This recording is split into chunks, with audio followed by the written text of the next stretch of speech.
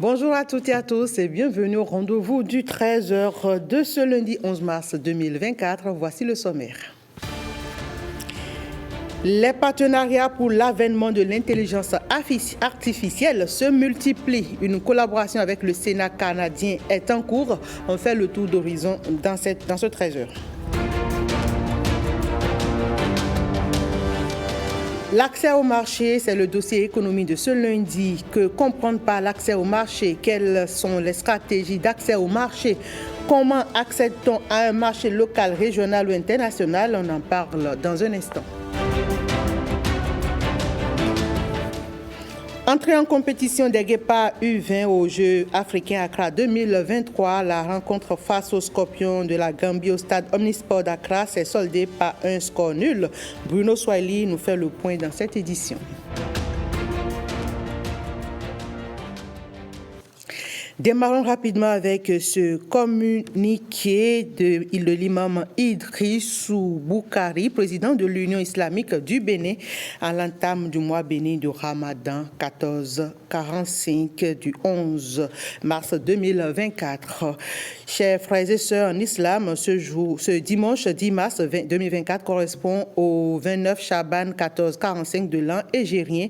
La vision de la nouvelle lune marquant le début du mois de Ramadan a été effective. Au nom de tous les musulmans du bureau exécutif national de l'Union islamique du Bénin que je préside, des responsables départementaux et des personnalités de notre communauté, j'ai l'insigne honneur d'informer que le premier jour du mois de Ramadan de l'année 1445 de l'Hégire est ce lundi 11 mars 2024 et conformément à la parole du prophète Mohammed qui dit « Entamez le jeûne à la vue du croissant lunaire que rompez-le à sa vue ». Allah Akbar, puisse Allah le clément, le miséricordieux faire régner en permanence la concorde, la tolérance entre les citoyens de notre pays, le Bénin, et épargne notre pays de toute calamité ou catastrophe. Le communiqué est signé de son éminence Imam Idrissou, le président de l'UIB. Aspirer aux plus hautes fonctions de l'État suppose donc désormais appartenir à un parti politique représentatif sur l'ensemble du territoire national. Le système de parrainage se retrouve ainsi renforcé dans le nouveau code électoral et du moins c'est l'avis du président de la commission des lois invité sur l'émission Focus de ce dimanche. Voici un extrait de ses propos avec Jérôme Humbo. Quand on a institué le parrainage donc, avec la première génération, ce n'était pas encadré. Ce n'était pas encadré. Aujourd'hui, le législateur a estimé qu'il faut mettre un encadrement à cela et c'est en fonction du cadre légal que le juge constitutionnel opine.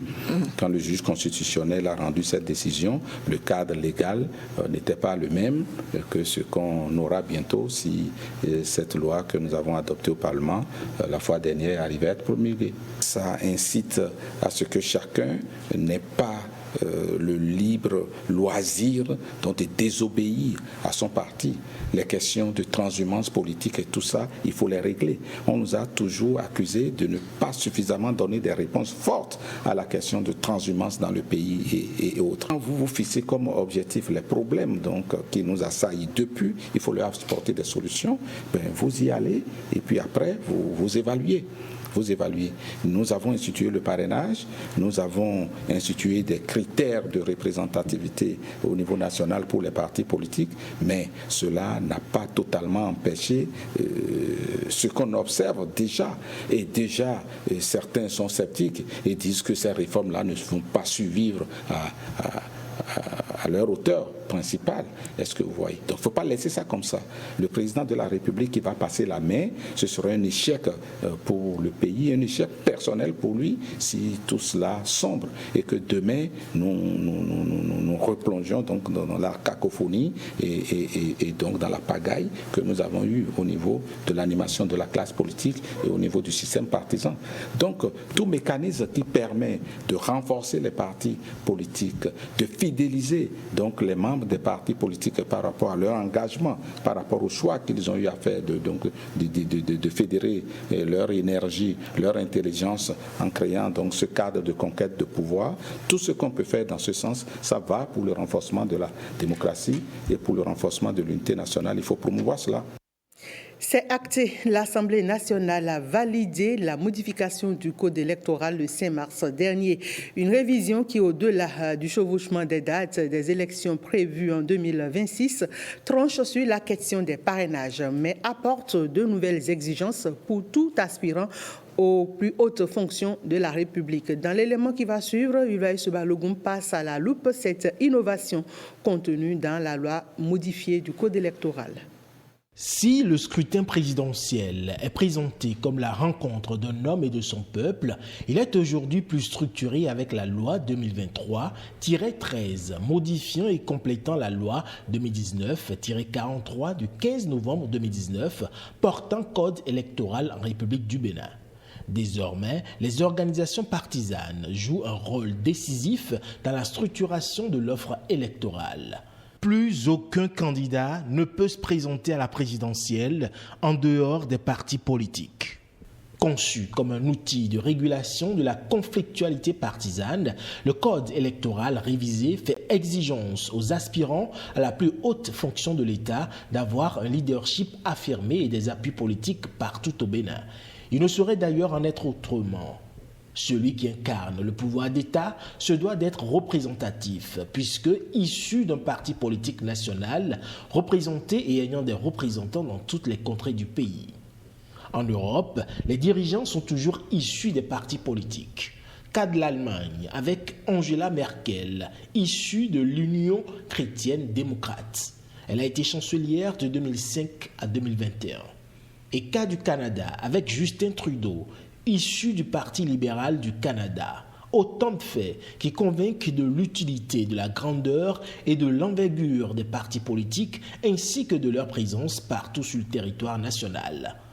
Le cas le plus frappant en Afrique est celui de l'Afrique du Sud, où l'ANC, le Congrès national africain, détient le pouvoir depuis 30 ans. Un parti politique qui a un ancrage solide, qui résiste au temps et qui est la pépinière des différents dirigeants de ce pays. Au Nigeria, le Congrès des progressistes, APC, est au pouvoir depuis 2015. 9 ans de règne au cours desquels le parti a joué son rôle en faisant émerger des leaders et des hommes d'État. Telle est l'ambition du nouveau code électoral qui fait obligation aux partis politiques de jouer pleinement leur rôle d'animation de la vie politique. Et cela en œuvrant à asseoir leur hégémonie au plan national et par ricochet à assurer et garantir la stabilité et l'unité nationale en donnant plein pouvoir à des militants engagés qui portent la voix du parti pour conduire les destinées du pays.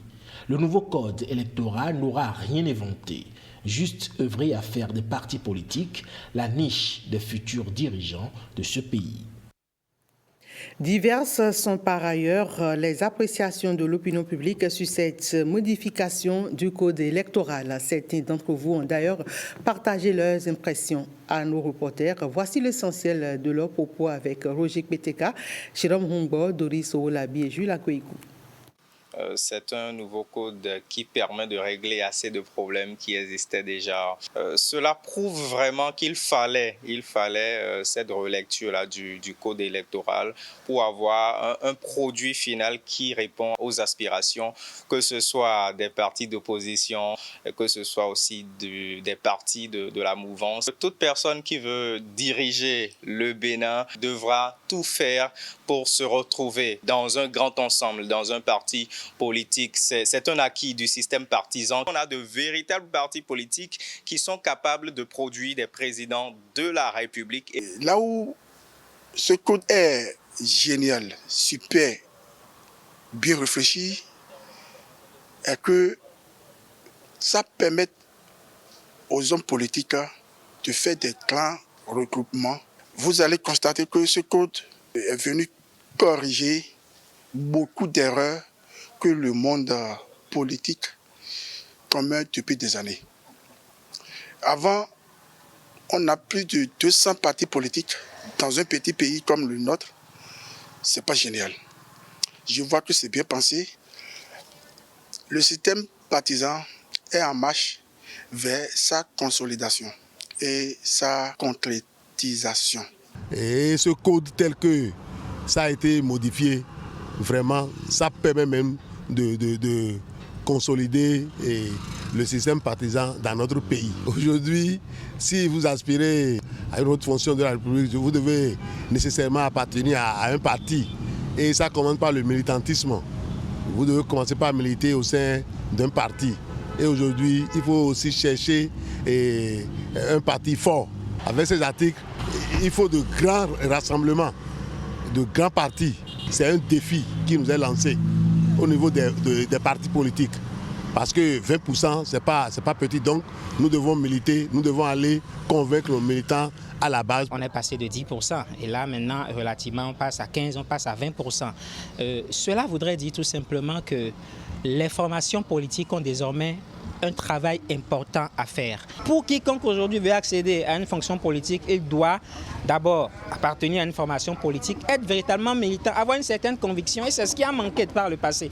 On a souvent observé les hommes politiques dans ce pays qui partent de nulle part, ou bien qui sortent de nulle part, et puis paf, ils sont députés, paf, ils sont maires, paf, ils sont présidents de la République. Mais désormais, cela nous met plutôt dans un système de militantisme, de conviction politique. Donc si vous n'avez pas une certaine conviction, si vous n'êtes pas militant dans votre base politique, il vous sera difficile aujourd'hui d'accéder à une fonction politique au sommet de l'État. Donc cela doit pouvoir interpeller tout un chacun. Donc ceux qui accèdent à des fonctions politiques aujourd'hui, ils doivent se dire attention, nous avons un travail à faire à la base. Et c'est de la base que nous allons quitter pour aller justement au sommet, histoire de servir la nation, histoire de contribuer au développement du pays. Depuis l'annonce de cette décision de révision du code électoral, l'opposition parlementaire s'offusque et dénonce une révision ayant possible le parti Les Démocrates. 2 députés ont été reçus pour être entendus ce lundi sur la matinale 5-7 matin à ce propos. Il s'agit des députés Augustin Aronvoy-Blas du parti UPL Renouveau et Soumaïla Sono-Bokeh du parti Les Démocrates. Suivons leurs propos.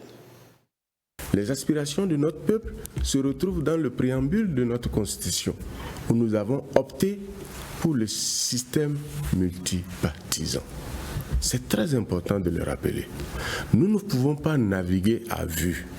La boussole du peuple béninois, c'est notre Constitution, chers grands frères.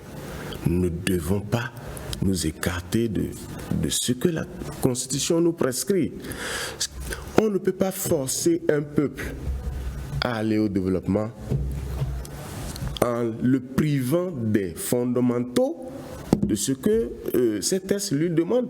C'est quelle urgence on a pour vouloir modifier notre loi fondamentale, pour vouloir modifier, réviser le code sans qu'on ne puisse passer par les préalables. La loi est taillée sur mesure pour les démocrates. Nous sommes à la juste, c'est-à-dire au juste niveau. Il suffit d'un petit décalage, les démocrates ont des problèmes. Le code la protège précisément les partis politiques qui enlèvent les sièges et qui pourraient utiliser ces sièges, les députés ou de maires, pour parrainer un candidat à l'intérieur du parti. Ce qui me dit, c'est à croire un instant que les députés de les démocrates ne sont pas aussi disciplinés et loyaux vis-à-vis de leur parti, ils ne sont pas de vrais militants et qui à tout moment, ils peuvent échapper à leur parti. Le Bénin est un pays pionnier en matière d'organisation des élections. Et nous devons renforcer le système. Nous sommes davantage avec ce code, que nous voulons. Depuis 2016, on n'a connu aucune élection. Avec ce code que nous voulons de modifier, nous voulons de régler définitivement cette possibilité qui est donnée à notre pays d'organiser sans heurts les élections. Maintenant, s'il y a des gens qui ont intérêt, qui ont des petits conflits, ils doivent répondre devant la loi. Mais je sais, vous savez, ce qui est fait là, c'est d'abord contre l'Union progressiste, le renouveau. Est-ce que depuis 300 ans de démocratie aux États-Unis, vous n'avez jamais appris, au lendemain des élections, que quand un président ou un parti réunit les 270 grands électeurs à l'élection véritablement du président investi, il y a une défection, il n'y a pas de transhumance. La transhumance est restée longtemps dans les mœurs au Bénin. Et aujourd'hui, ce que nous venons de faire, c'est pour précisément préserver, protéger les partis politiques. Loin des remous que suscite la révision du code électoral, la grande chancellerie a procédé à la décoration de plusieurs agents de l'État. Ils sont issus du personnel administratif de 4 différents ministères. Ils sont reçus dans 3 autres différents. La cérémonie de leur distinction s'est tenue en présence du vice-président de la grande chancellerie du Bénin, de la ministre de l'Enseignement supérieur et de la recherche scientifique et des familles des récipiendaires. Reportage.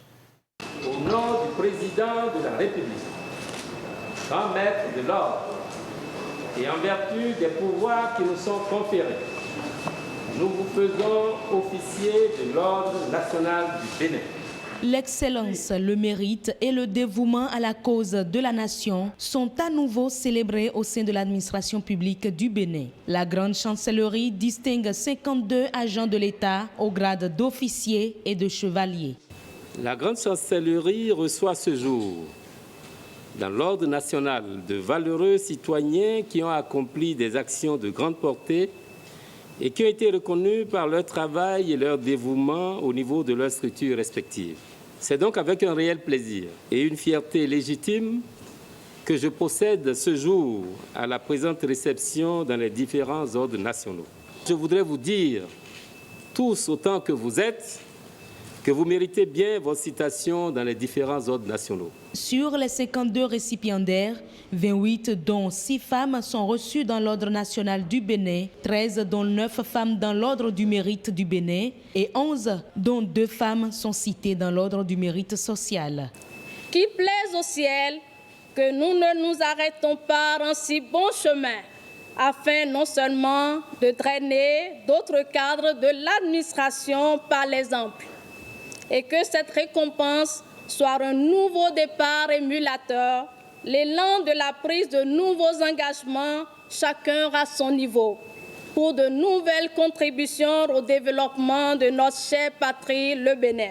Les récipiendaires viennent du ministère de l'Économie et des Finances, du ministère du Cadre de vie et des Transports en charge du développement durable, du ministère du Travail et de la Fonction publique et du ministère de l'Enseignement supérieur et de la Recherche scientifique.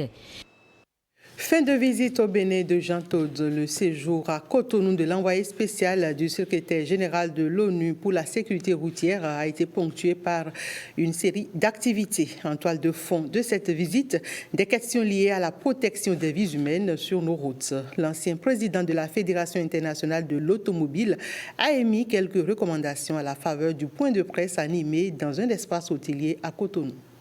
Encourager le maintien du port du casque pour les passagers et pour les conducteurs évidemment, mais également avoir accès à des casques homologués, ce qui n'est pas tout le temps le cas, donc des casques qui vont répondre aux besoins, ça c'est quelque chose d'indispensable. Ensuite, un contrôle technique des véhicules me paraît absolument essentiel. L'aménagement des routes qui est en cours et qui va continuer, la qualité des secours, et puis des choses très simples, le contrôle de vitesse, le contrôle du port de la ceinture de sécurité à l'avant, à l'arrière, le contrôle de la consommation d'alcool. On ne peut pas boire et conduire, c'est un choix, et puis l'utilisation du téléphone, donc la distraction. Donc ça, ce sont des recommandations extrêmement importantes que je fais pour diminuer le nombre de victimes sur les routes au Bénin. Cela étant, avec nos équipes des Nations Unies qui sont très engagées pour accompagner des programmes au Bénin, eh bien, mon bureau va rester en contact et va être à l'écoute pour suivre les éventuels besoins et l'évolution du dossier. Les jours de l'intelligence artificielle vont de plus en plus florissants au Bénin. Les partenariats se nouent et le dernier en date est celui avec le Sénat canadien. Une collaboration sans doute pour des fruits bien meilleurs à ceux déjà inscrits dans les annales. Reportage. Pour un développement inclusif et durable de l'intelligence artificielle, le Bénin reste fidèle à sa détermination affichée depuis 2016. En preuve, les avancées notables enregistrées dans le secteur à ce jour. Récemment, il y a le cabinet Oxford Insights qui a positionné le Bénin au 5e rang régional en termes de vision et de réalisation dans le domaine de l'intelligence artificielle.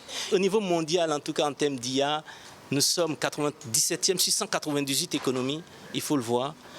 Et l'ambition, c'est de passer dans les 60 premiers. Au niveau de l'écosystème numérique du Bénin, nous avons formé plus de 500 jeunes et professionnels dans le domaine de l'intelligence artificielle. Plusieurs de ces jeunes sont formés par l'association Ishiro, une organisation d'experts en intelligence artificielle. Aujourd'hui, les produits sont des data scientists, des data engineers, des fiertés du pays à l'étranger. Très récemment, nous avons participé à un challenge international qui a consisté à mettre en place une IA conversationnelle destinée à interagir avec les professionnels de la santé du Malawi. Et malgré nos ressources de calcul limitées, nous avons quand même fini la compétition dans le top 10 des meilleures équipes sur plus de 300 équipes qui venaient de toute l'Afrique. Et nous avons été pris pour la phase de la compétition. L'année dernière, j'ai pu participer au programme Africa Tech Up Tour de Ishiro, dont le but est de former plusieurs jeunes dans les métiers de l'IA. Des partenariats avec le Canada pourraient m'aider déjà, par exemple, à avoir accès à des laboratoires de recherche du Canada et à pouvoir développer une thèse orientée santé-mobilité, mais basée sur l'IA. Cette ambition, Ninette peut la voir se concrétiser grâce à cette table ronde sur l'intelligence artificielle. Ce rendez-vous de donner et de recevoir a pour but de créer un cadre de réflexion et d'échange entre le Bénin et le Canada. Nous sommes toujours disponibles pour partager notre expertise sur l'intelligence artificielle et sa réglementation avec nos partenaires béninois. Le Canada souhaite apprendre, par contre, des expériences béninoises.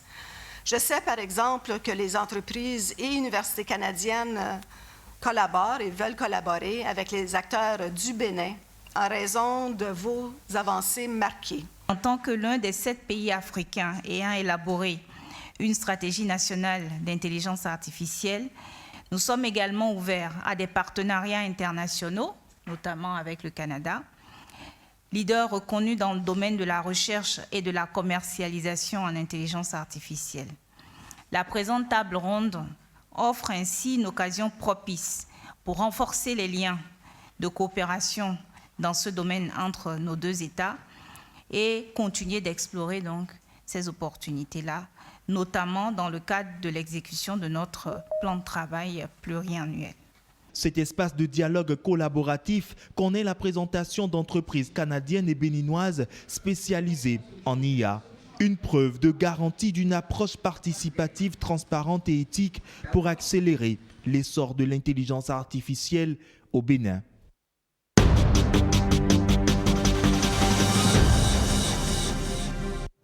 Notre dossier économie de ce lundi, comme je vous l'annonçais au sommaire, s'intéresse à la thématique de l'accès au marché.